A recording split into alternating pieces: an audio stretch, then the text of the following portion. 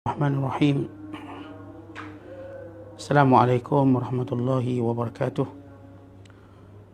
Alhamdulillahirabbil alamin wal aqibatu lil muttaqin. Assalamualaikum warahmatullahi wabarakatuh. Wala udwana illa 'alal zalimin. Alhamdulillah. Asyhadu an la ilaha illallah wahdahu la syarika lah. Wa asyhadu anna Muhammadan 'abduhu wa rasuluh. Allahumma salli wa sallim wa barik ala sayyidina Muhammad wa ala alihi wa sahbihi ajma'in wa ba'du. Wa qala al-musannifu rahimahullahu ta'ala wa nafa'ana Allahu bihi wa bi'ulumihi fid daraini amin. Telah berkata Imamul Allamah Syekh Abdul Qasim Abdul Karim bin Hawazin Al-Qushairi, semoga Allah Ta'ala merahmatinya dan kita mendapat manfaat serta barakah ilmunya. Abu Hafsin menyatakan, takut adalah pelita hati. Dengan takut akan nampak baik dan buruk hati seseorang. Syekh Abu Ali Daqqaq berpendapat, takut adalah bahawa anda berhenti mengemukakan dalih dengan kata-kata asa, mudah-mudahan, dan saufa, akan, atau mungkin sekali akan. Abu Umar Ad-Dimashqi menegaskan, orang yang takut adalah dia yang takut akan dirinya sendiri lebih dari takutnya kepada syaitan. Ibn Jalak menyatakan, manusia yang takut kepada Tuhan bukanlah dia yang menangis dan menghapuskan air matanya, tetapi adalah dia yang merasa aman dari hal yang menakutkan. Dikatakan, orang yang takut bukanlah orang yang menangis dan menghapus air matanya, melainkan orang yang meninggalkan apa yang ditakutinya akan mendatangkan hukuman. Ditanyakan kepada Al-Fudail, mengapa kita tidak pernah melihat orang-orang yang takut? Dia menjawab, jika anda termasuk orang yang takut, nescaya anda akan melihat mereka. Sebab hanya orang-orang yang takut sahaja yang dapat melihat orang yang takut. Hanya ibu yang kehilangan anaknya sahaja yang mahu memandang kepada ibu-ibu yang berkabung. Yahya bin Mu'az mengatakan, alangkah malangnya anak Adam seandainya dia takut kepada neraka sebesar rasa takutnya kepada kemiskinan, nescaya dia akan masuk syurga. Syah Al-Kirmani menyatakan, tanda takut adalah sedih yang terus menerus. Abdul Qasim Al-Hakim menyatakan, orang yang takut kepada sesuatu akan lari darinya, tetapi orang yang takut kepada Allah akan lari kepada Allah. Zunnun Al-Misri, bila mana ditanya, bilakah jalan takut menjadi mudah bagi seorang hamba? Dia menjawab, bila dia mengibaratkan dirinya dalam keadaan sakit dan menghindari dari segala sesuatu yang dia khawatirkan akan membuat penyakitnya berpanjangan. Muaz bin Jabal menuturkan, seorang beriman tidak akan merasa tentram dan rasa takutnya tidak dapat ditenangkan sampai dia melewati jambatan sirat mustaqim di atas neraka. Bishr Al-Hafi berpendapat, takut kepada Allah adalah raja yang hanya bersemayam di dalam hati seorang yang soleh. Abu Usman Al-Hiri mengatakan, kekurangan yang dihadapi oleh seorang yang takut adalah menemukan kepuasan dalam rasa takutnya, kerana itu merupakan bentuk rasa aman yang sama. Muslimin dan muslimat yang dirahmati Allah sekalian, sedang penonton, masih lagi kita membicarakan tentang hakikat takut kepada Allah yang memang menjadi perintah Allah Ta'ala kepada kita. Allah Ta'ala menyebut dalam banyak ayat dengan perkataan takut. Di antaranya bila Allah menyatakan, فَلَا تَخْشَوْهُمْ وَخْشَوْنِي, jangan kamu takut pada manusia, kamu hendaklah takut kepada aku. Dan Allah mencela orang yang tidak takut pada Allah. Yastakhfuna minan nasi wala yastakhfuna minallah. Mereka cuma takut manusia, tetapi tidak takut kepada Allah SWT. Bukan dalam kehidupan manusia yang lalai, semua perkara mereka takut melainkan Allah. Dan bagi kehidupan orang-orang yang sedar, orang-orang yang munsif, orang-orang yang bertakwa, semua perkara mereka tidak takut melainkan Allah. Maka ia suatu perbezaan yang jelas. Sebab itu kata para ulama, man khafa Allah khafahu kullu syai'. Siapa yang takut pada Allah, maka semua makhluk lain takut padanya. Tetapi siapa yang tidak takut Allah, maka seluruh makhluk tidak takut kepadanya. Takut pada Allah ibu segala kebaikan, ibu segala kemuliaan, dan ibu segala kebahagiaan. Kerana takut pada Allah sahaja yang boleh mengamankan kita daripada segala kejahatan-kejahatan makhluknya. Kadang-kadang kita terfikir, makhluk ini yang dengki pada kita, makhluk ini yang ingin menganiaya kita, makhluk ini yang ingin menunjukkan kuasa kepada kita, makhluk ini yang suka untuk menzalimi kita. Hidup dalam bayangan ketakutan pada mereka ini menjadikan kita tidak bahagia. Maka kita mesti beralih pada teduhan yang mengamankan kita, iaitu takut kepada Allah Ta'ala. Kerana itu orang beriman mesti membina ketakutannya kepada Allah. Bermula daripada doa, Ya Allah, jadikan aku di kalangan orang yang takut kepadamu. Diikuti dengan melaksanakan segala perintah Allah. Dan diikuti dengan meninggalkan segala larangan Allah Ta'ala. Dan diikuti dengan mengingatkan tentang kedahsyatan, tentang perkara yang menakutkan, kuburnya, kebangkitannya, mahsyarnya, nerakanya, kemurkaan Allah Ta'ala. Dan diikuti dengan membaca, melihat, serta mendengar kisah-kisah orang yang takut kepada Allah. Bacalah kisah mereka. Lihatlah mereka. Dan bagaimana kebimbangan mereka itu merupakan penawar kepada penyakit hati kita. Hati ini akan senantiasa sakit. Yang menyembuhnya, yang merawatnya ialah takut pada Allah. Selagi mana hati ini berurusan dengan makhluk, maka akan terus berlaku penyakit-penyakit. Terus berlaku kecederaan-kecederaan yang di luar jangkaan kita. Kita perlukan kepada penyembuhan. Penyembuhan itu ialah takut kepada Allah. Kerana itu, bila Allah memerintahkan kita supaya takut kepadanya, tidak lain dan tidak bukan, melainkan untuk menyembuhkan penyakit-penyakit hati kita. Sebab manusia dengan hatinya terlalu bergantung pada manusia. Terlalu berharap pada manusia. Dan terlalu bimbangkan manusia. Kita bimbang manusia lari daripada kita. Kita bimbang manusia menipu kita. Kita bimbang manusia yang hasad pada kita. Kebimbangan ini tidak ada seorang pun yang terlepas. Bahkan ia makin lama, makin parah. Tidak pernah reda. Hanya perkara yang menjadi obat ialah takut pada Allah. Jadi kita lihat apa kata ulama tentang sifat-sifat takut yang perlu kita bina. Bila Abu Hafs menyatakan, kata Abu Hafs, takut ni pelita hati. Dengan sebab takut, maka kita boleh kenal baik buruk hati seseorang. Atau boleh dikenali baik buruk hati seseorang. Baik hati suatu benda yang tersembunyi. Macam mana, tuan-tuan sekalian, kita nak tahu orang tu baik hati dia? Kan ada orang selalu kata, dia tu walaupun nampak jahat, Ustaz, nampak jahat hati baik. Walau dia tak pakai tudung, walaupun dia tukar jantina, dia baik, hati baik. Maka kita katakan salah. Kerana seorang yang takutkan Allah, seorang yang hati yang baik, dapat dilihat pada zahir ketakutannya. Bila mana dia menjauhi segala larangan Allah, bila mana dia bersegera melakukan perintah Allah, kita mengetahui hatinya baik. Sebab itu, takut tadi adalah pelita dalam hati. Tuan-tuan, tempat gelap, macam mana kita nak nampak bila ada lampu? Bila ada pelita, kita nampak. Hati tu suatu benda yang gelap, kita tak nampak. Orang ni baik ke tak baik. Namun, waktu mana dia rasa takut pada Allah, Allah mengeluarkan nur dalam hatinya. Tahu-tahulah kita dia orang baik. Sebab itu dia menutup aurat. Sebab itu dia solat. Sebab itu dia tidak tukar jantina dia. Dia redha dengan apa pun yang berlaku pada fizikalnya. Kerana itulah, tuan-tuan sekalian, dia sentiasa mematuhi perintah Allah SWT. Ini kata Abu Hafs. Bagaimana sifat pelita takut tadi. Kata Abu Ali Daqqaq, bahawa orang yang takut pada Allah, dia tidak ada alasan. Dan dia tidak ada penangguhan dalam melaksanakan seluruh perintah Allah. Tak ada dia kata, nantilah saya pencing, saya akan taubatlah. Kita tahu dia tak takut Allah. Dia tidak takut datangnya malakul maut kepadanya.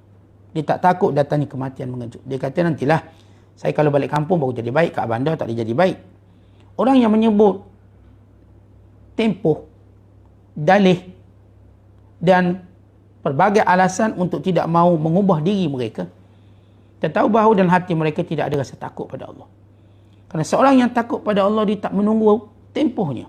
Sebab itu bila kita baca Fudail bin Iyad, sebaik saja dia mendengar ayat Allah Ta'ala dalam suratul Hadid ayat ke-16.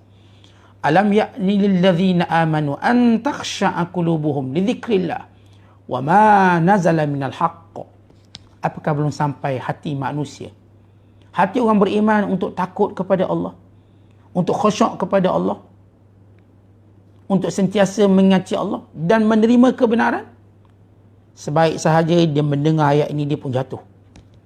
Waktu itu tuan-tuan, Fudail bin Iyad sedang panjat pagar. Dia panjat pagar rumah anak dara yang dia berkenan, yang dia terserempak di siang hari, nampak lawa. Dia pun mak mana rumah perempuan ini, dia pun panjat pagar nak jumpa perempuan ini. Tiba-tiba dia terdengar bacaan ayat ini. Apakah belum sampai waktunya untuk hati ini takut pada Allah, untuk hati ini mengingati Allah, untuk menerima kebenaran? Terus dijatuh dan bermula taubatnya. Kita perhatikan semua orang-orang yang bertaubat kepada Allah, sebaik saya datang rasa takut pada Allah. Lagi tidak ada rasa takut pada Allah, dia tak akan bertaubat. Walaupun dia mendengar banyak bicara, banyak ceramah, banyak nasihat. Persoalan bukan telinganya, tapi hatinya.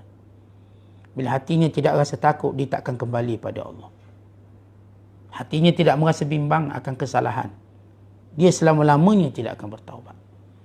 Sebab itu tuan-tuan, kita bimbang bila hati kita tidak takut pada Allah. Kerana kita kembali lalai sebagaimana sebelum ini. Kita kembali terjebak dengan permainan dunia. Ya, ada orang dia dah baik, dia dah bertaubat, namun dia tak memperbaharui taubatnya. Sedangkan Nabi SAW bertaubat setiap hari 70 kali. Orang ni, dia cuma kenal masa silam dia pun taubat, kena stop. Dia pun buat rutin. Tanpa hatinya disuburkan dengan rasa takut. Akhirnya dia kembali hanyut sebagaimana sebelum ini. Dan kata para ulama lagi, iaitu Abu Umar Dimashqi, tentang hakikat takut. Takut sebenar ialah dia lebih takut dirinya daripada syaitan. Apa maksud takut dirinya? Dia takut datang riaknya, sombongnya, ujubnya, rasa selesanya dan sebagainya. Inilah yang membinasakan. Tuan-tuan sekalian, Adam AS dibinasakan oleh siapa? Oleh syaitan, iblis. Tapi siapa yang membinasakan iblis? Apakah yang menyebabkan iblis dibinasa? Dirinya sendiri. Bila iblis dirosakkan oleh dirinya sendiri, tuan-tuan tengok apa jadi? Allah melaknatnya sampai bila-bila. Berbanding Adam yang dirosakkan oleh iblis, akhir kembali taubat. Kerana itu kita paling bimbang bila kita dirosakkan oleh diri kita. Rasa selesa kita, kita rasa kita punya kemuliaan yang tinggi di sisi Allah Ta'ala. Ini yang membinasakan kita. Kita rasa kita tak pernah cuai dengan Allah. Kita dah bawa perfect segala ibadat dan ketaatan. Jangan. Sentiasa kita rasa bahawa ibadat yang kita buat belum cukup. Ketaatan yang kita buat jauh daripada apa yang dikehendaki oleh Allah. Masih kita melihat, inni muqassirun fi haqqillah, saya sentiasa cuai pada melaksanakan perintah Allah. Sembahyang kita walau jaga elok pun, kita rasa, ya Allah, belum khusyuk yang engkau kehendaki, belum natijah sebagaimana engkau perintahkan. Ya Allah, bantulah kami untuk terus melakukan ketaatan padamu, ibadat kepadamu, ketakutan kepadamu. Jadi tuan-tuan, hati-hati dengan diri sendiri. Lebih daripada kita berhati-hati dengan iblis. Ya, iblis memang dia buat kejahatan. Tetapi iblis paling suka kepada orang yang binasa sendiri. Bila dia merasakan dirinya baik. Ada seorang lelaki, dia berdoa supaya dia dapat bertemu dengan iblis. Dia nak jumpa iblis.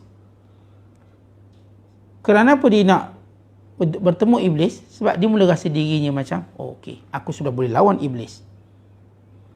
Bila kita rasa kita gagah, walhal kita waktu nak lawan syaitan dengan iblis ni, jangan rasa, saya ustaz kalau syaitan ada saya lawan. Jangan. Makhluk ini licik. Sebab itu Allah ajar kita, a'udzubillahi minasyaitanirrajim. Dan itu Allah ajar kita ta'awuz. Sebab tuan-tuan, kita tak kenal iblis ni macam mana, kita jangan ingat macam manusia. Berlawan hujah dengan kita, kalah dia pun dengar. Kita jangan ingat dia seperti orang yang dengki pada kita. Orang dengki ni, terlawan. Kalaupun dia menang pada kita, kejahatannya tak mampu sebagaimana kejahatan iblis. Maka lelaki ni nak sangat jumpa iblis. Sebab dia dah rasa macam power dah ni. Akhirnya dia pun bertemu dengan iblis. Iblis cuma kata pada dia satu perkataan. Dia kata, pelik aku melihat kamu bersungguh beribadat. Sedangkan mati kamu lambat lagi. Penat kamu buat ibadat, lambat lagi mati. Seketika orang ni berfikir, ya tak, ya juga lambat lagi mati, bersungguh buat ibadat, buat apa? Baik aku buat maksiat dulu, baru buat jahat, barulah bertaubat. Akhirnya tuan-tuan, sebaik sahaja dia menukar niatnya untuk buat jahat, dia pun mati. Sebab itu kata Sayyidina Ali radhiyallahu ta'ala anhu, dua musuh yang paling kutakuti.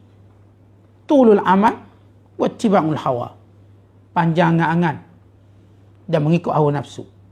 Adapun panjang angan, kata Sayyidina Ali radhiyallahu ta'ala anhu, maka dia rasa lambat mati. Dan adapun mengikut hawa nafsu, dia menolak kebenaran. Tuan-tuan, paling bahaya kita rasa umur kita panjang. Sementara lagi baru balik medical check up. General medical check up, doktor kata, ustaz punya jantung macam orang umur 20. Ni kita ni dah umur 60 ni. Ustaz punya darah, teruna solid. Darah ustaz, insya-Allah. Ustaz punya kolesterol, masya-Allah, sihat, sungguh-sungguh sihat. Dengar cakap macam tu, kita tak mati lagi aku ni. Cancel lah tahajud mana ni. Cancel lah baca Quran satu juzuk. Cancel lah sedekah. Datang malakul maut. Sebab tu Allah sentiasa ingatkan kita, mati kita bukan sebab penyakit. Mati kita bukan sebab tua. Mati kita bukan sebab ada orang niat nak bunuh kita. Mati kita kerana ajal kita. Fa idza jaa ajaluhum la yastakhiruna sa'atan wa la yastaqdimun. Bila sampai waktunya, maka tidak akan mampu disegerakan atau untuk dilewatkan. Tuan-tuan ingat, mati ni ajal. Tuan-tuan berdiri macam ni, tuan-tuan tengah duduk. Kau datang ajal, kita pun habis. Saya tengah mengajar macam ni, kau datang ajal, saya habis. Dia tak menunggu saya tua. Dia tak menunggu saya kena berlaku kemalangan itu dan ini. Tidak. Orang beriman kena sentiasa letak benda itu. Mati itu datangnya ajal. Sebab itu kita berdoa pada Allah supaya tidak lalai dalam apa keadaan sekalipun. Dan yang kedua saya katakan tadi, ikut hawa nafsu. Tetap mengikut hawa nafsu, bahaya. Kita akan tolak kebenaran. Kita akan hilang adab. Hilang akhlak bila kita mengikut hawa nafsu. Kita lupa siapa kita bila mana mengikut hawa nafsu kita. Baik, kembali kepada perkataan takut pada Allah lagi. Kata ulama, takut pada Allah itu bukanlah air mata yang ditumpahkan dari mata kamu yang kamu kesat. Bukan begitu takut yang sebenar. Takut yang sebenar ialah bila mana kita ada perasaan aman. Seolah-olah kita rasa kita tak akan kena azab kubur. Kita tak akan bimbang akhirat kelak. Kita okey, kita dah buat amal soleh. Aman dengan hukuman Allah ni bahaya. Afa aminu makrallah. Apakah mereka merasa aman dengan perancangan Allah? Tuan-tuan, bila kata Imam Ibn Kathir, waktu para ulama membaca kisah-kisah seperti Imam Barsisah, Bal'am bin Ba'ura, menjadikan mereka tak boleh duduk diam. Tuan-tuan tahu Barsisah, kisah seorang yang Allah angkat kedudukannya. Bukan Allah tunjuk seperti alamat kewaliannya. Tetapi tiba-tiba dia terpedaya dengan dunia lalu dia mati dalam kufur.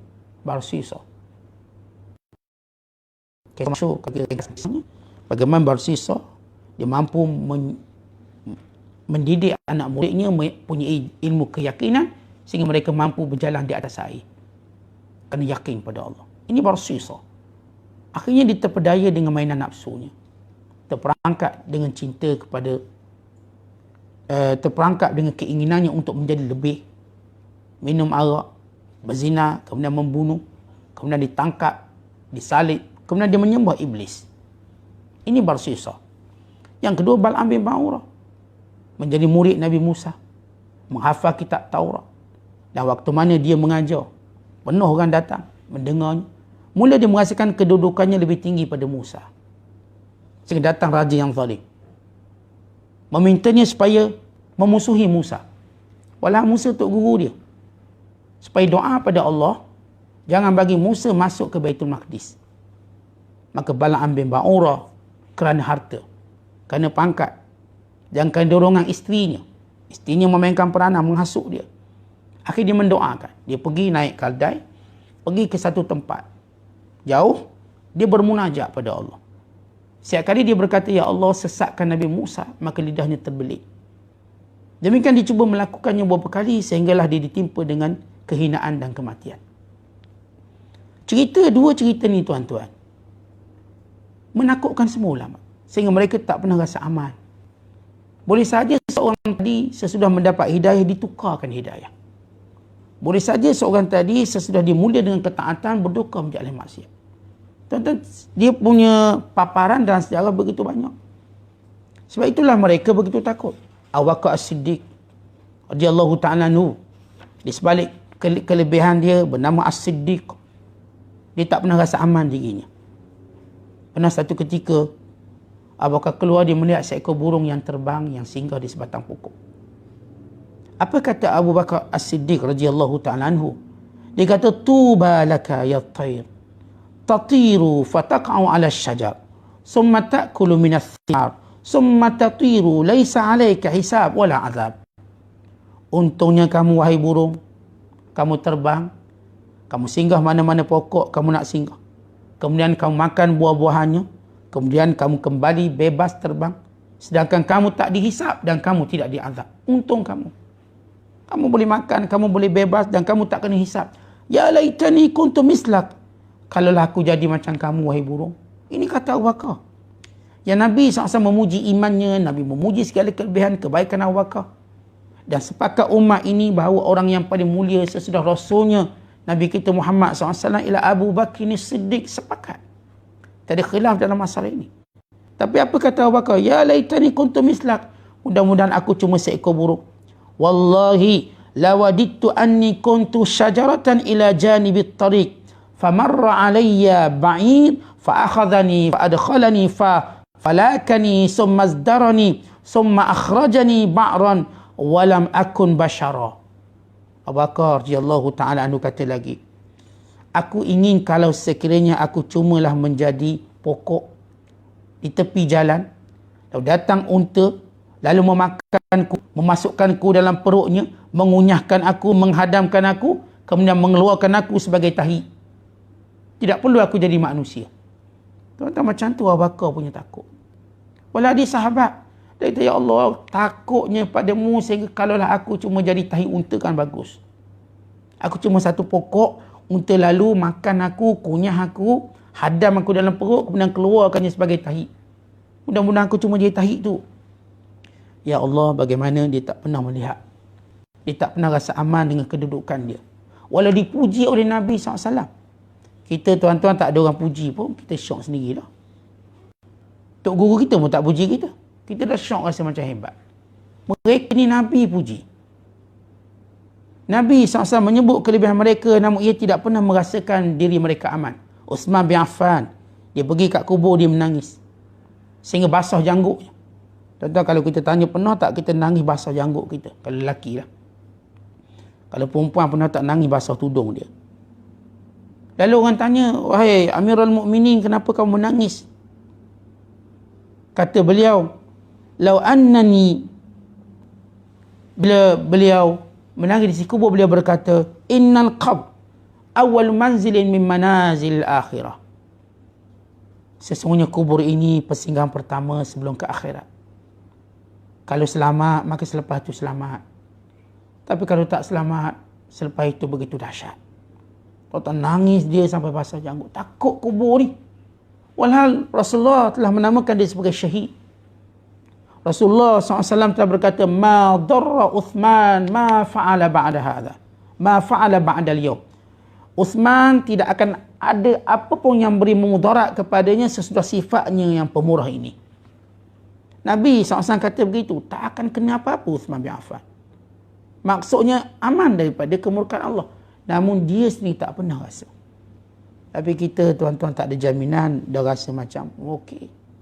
Abdullah bin Abbas radhiyallahu taala anhuma, bawah mata ni tuan-tuan ada syirau, seperti kita katakan alur. Dia kadang menangis setiap malam takut pada Allah. Nangis dia takut. Walau dia dah sepupu Rasulullah. Dah telah didoakan oleh Nabi SAW dengan pelbagai kebaikan dan keberkatan. Kita lihat ketakutannya. Kemudian kata ulama lagi, itu Fudail bin Iyad berkata. Dia kata apa? Kenapa aku tak orang jumpa Fudail? Kenapa aku tak jumpa orang takut pada Allah? Kata Fudail, sebab kamu tak takut Allah. Kalau kamu takut Allah, kamu pasti akan jumpa orang-orang yang takut Allah, sebagaimana seorang ibu yang kehilangan anak, maka dia tahu sedihnya ibu-ibu yang lain yang sebelum ini hilang anak, yang berkabur. Tentu kita bila tengok orang menangis sebab hilang anak, kita tak pernah hilang anak, kita tak akan rasa macam dia. Tapi bila kita hilang, oh tahu. Orang yang pernah hilang mak ayah, nangis. Kita tak rasa sebab kita tak pernah hilang mak ayah. Jadi kalau seorang kata, Ustaz, saya tengok zaman sekarang macam tak ada wali. Ialah sebab kamu bukan wali. Ustaz, saya tengok sekarang macam tak ada orang takut Allah. Ya, sebab kamu bukan orang yang takutkan Allah. Yang mengenali mereka ialah orang yang sifat dengan mereka. Yang mengenali siapa yang takut Allah, orang-orang yang takut Allah. Yang mengenali para wali, orang-orang yang wali. Yang mengenali orang alim, orang-orang yang alim. Yahya bin Mu'az berkata, malangnya anak Adam, Allah kesian sungguh anak Adam. Kalau sekiranya dia ada rasa takut kepada neraka sebagaimana takut miskin, nescaya dia dah boleh masuk syurga.